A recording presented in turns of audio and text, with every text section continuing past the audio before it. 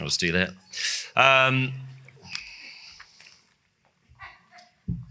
Kia ora everyone.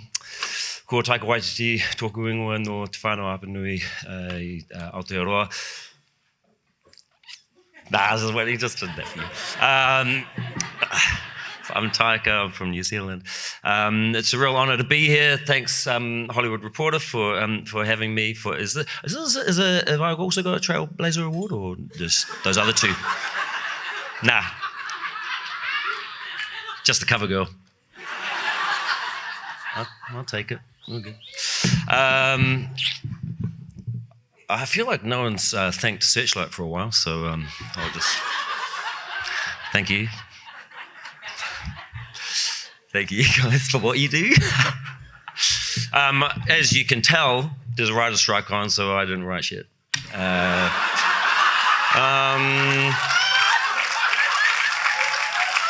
Just gonna speak from the heart.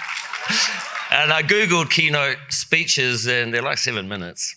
So we'll see how we go.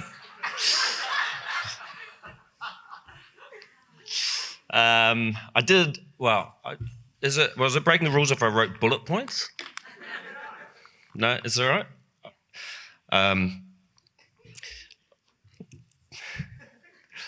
Man, I can't wait for this strike to be over. As a WGA member, I can't wait for us to get the thing that we want. And for us to all work again. I did ask ChatGPT for a speech. I tell you what, it was pretty good. I'm not supposed to say that. Pretty good. Wasn't great. Wasn't bad. You got it here. You guys want to hear it? Nah. No, we can't support AI. I love everyone's freaking out about AI. Here's the thing about AI. You don't have to worry, okay? Because AI can't replicate genius. All right? So I'll be fine.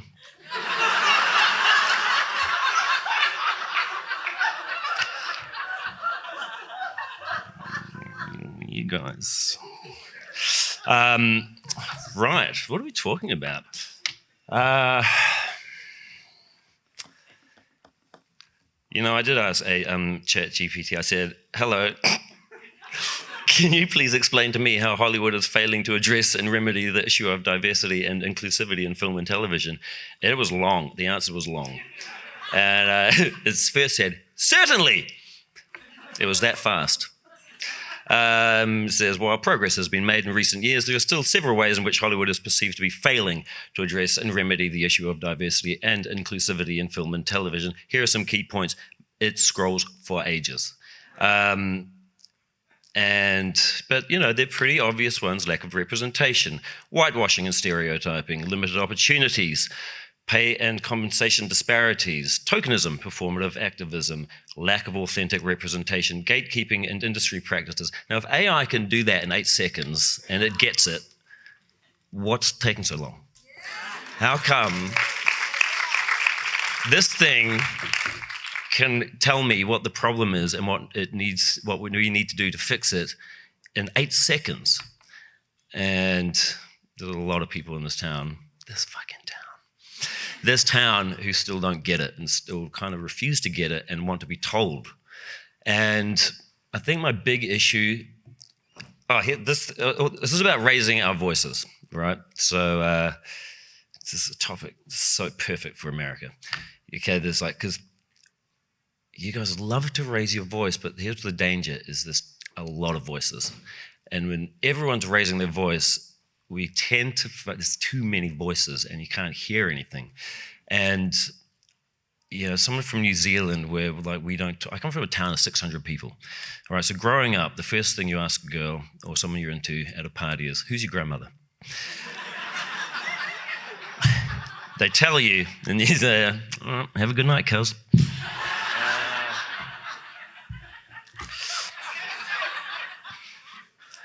But also sometimes, what's a cousin?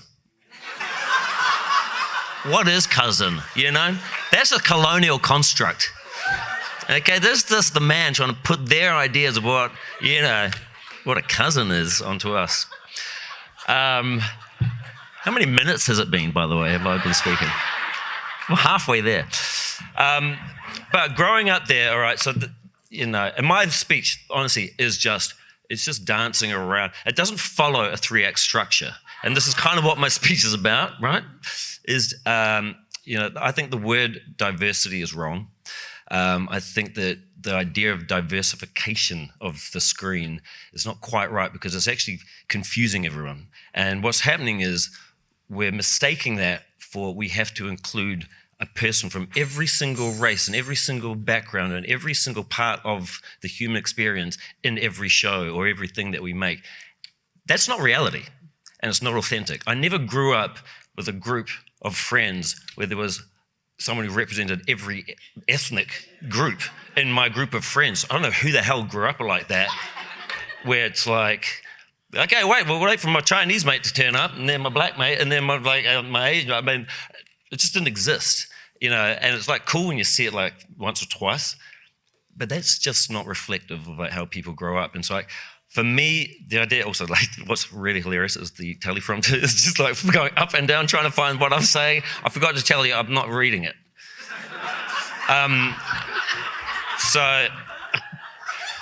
But okay, where was I? Oh yeah, it's not authentic. So instead of diversification of the screen, the thing that I really want to see and what I strive for and hope for is a term coined by my mentor, Merata Mita, who was the first Indigenous and first female filmmaker to come out of New Zealand. And she was an activist and she paved the way. She blazed the trail that, I'm blazed trailing her. And she was the one who started it all. And the term she loved to use was decolonizing the screen. And for us, it's what's confusing is when we feel like we need to see. Look, it's great to see your own face on screen, but please, not on my account, don't put a Polynesian in your thing just because you feel you need to. It has to make sense. I don't want to see one token Polynesian character in your show. Okay, that's just weird, and unless it makes sense. What I want to see is a fully Polynesian-controlled Polynesian story that's written by and show run by. Okay, I don't want to see, when we make our things, don't give us a white showrunner to tell us the rules and tell us how to do things. Let us figure it out and let us figure out the structure of the story in our own way from our own experience. And by decolonizing the screen, what I mean is just don't make it so white. And it's like, I'm proud and I'm happy. I'm good if I see someone who's not white on the screen. If I watch Beef, I'm like, I'm good. That's enough for me. I love that show. Okay, I'm seeing myself in these people. I'm like, if I see Atlanta, I'm seeing myself. If I see Res Dogs, I'm seeing myself. I know these people have the same experience as minorities, as people who have been fighting and having to raise our voices for hundreds of years. We're all the same, and I think that what happens, another colonial trick, is to pit us against each other. Who had it worse? Oh yeah, but you didn't have it bad until until 1759. Well, you didn't have it bad until 1492. Like, it doesn't matter. We all had it bad. And what the trick that they like to do is to be like, well, you fight it out amongst yourselves. Who had it worse? And then you get in line for who gets to have representation. As long as it's not colonial representation and the people who have had power for too long, that's good enough for me.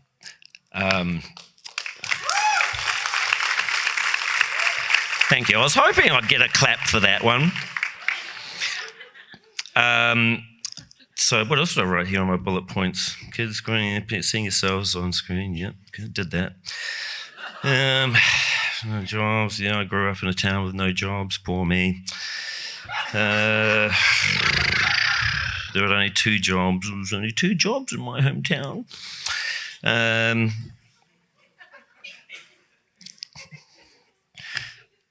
so rich now.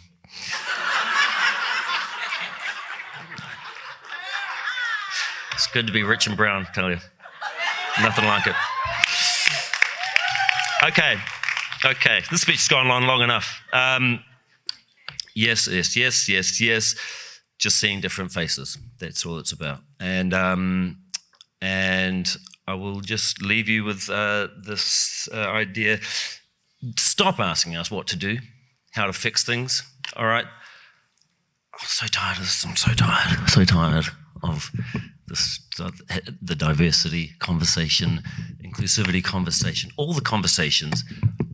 All of us want to be working and not having to come and do fucking panels and speeches in the middle of our day. This is a great thing. It's good that we're talking about it. We have to keep talking about it. But this is the shit you got us doing. You wonder why there's no Indigenous stuff out there? This is the shit you got us doing. All right? Making us come and talk about the problem and tell you how to fix it. You fucking broke it. You fix it. Fucking ask us what to do. It's like someone coming into your house, stealing all your shit and burning your house down and then saying, okay, we need to have a talk about this. And then saying, now, you're going to rebuild your house, me, and what can we give you to help you rebuild your house that we burnt down? You build the fucking house, you burned it down, and I'll come back and hopefully you get it right. And if you don't get it right, then we'll try again. You know, there's a big idea. It's like, well, what if this doesn't work? Then it doesn't work. You know, say about relationships, right? If you're in a long-term relationship, significant relationship, it takes half the time you're in that relationship for you to get over that person. If you're in a relationship with someone for 8 years, it's going to take 4 years, like it or not, to get them out of your system. Okay? I've done it. It's true. So, you know, how many years have we been dealing with this shit? It's not going to happen in 2 years. It's not going to happen in 4 years. It's a long journey. So we'll stumble. We should stumble together. You guys do most of the stumbling. And you know, but we will get there. But just don't expect it to be fixed just like that, because you know that was cool for a little bit, like sticking a person from every race in every TV show. Weird, but it worked for a bit. Let's move on from that. You know, Succession, one of my favorite shows. It's a diverse show because it's just white people. Yeah, I never see that anymore. I'm like, great. I want to see like what? Yeah, I hate this. It's great. I love this. Rich white people. I don't want to see other people from every other culture in this show. It works because it's that. You can have a white show, great, but have other shows as well, not just those ones. I'll leave you with that. It's really great to be here, and I couldn't hope to be in a nicer room with people who look like me and think like me and feel like me. Kia ora.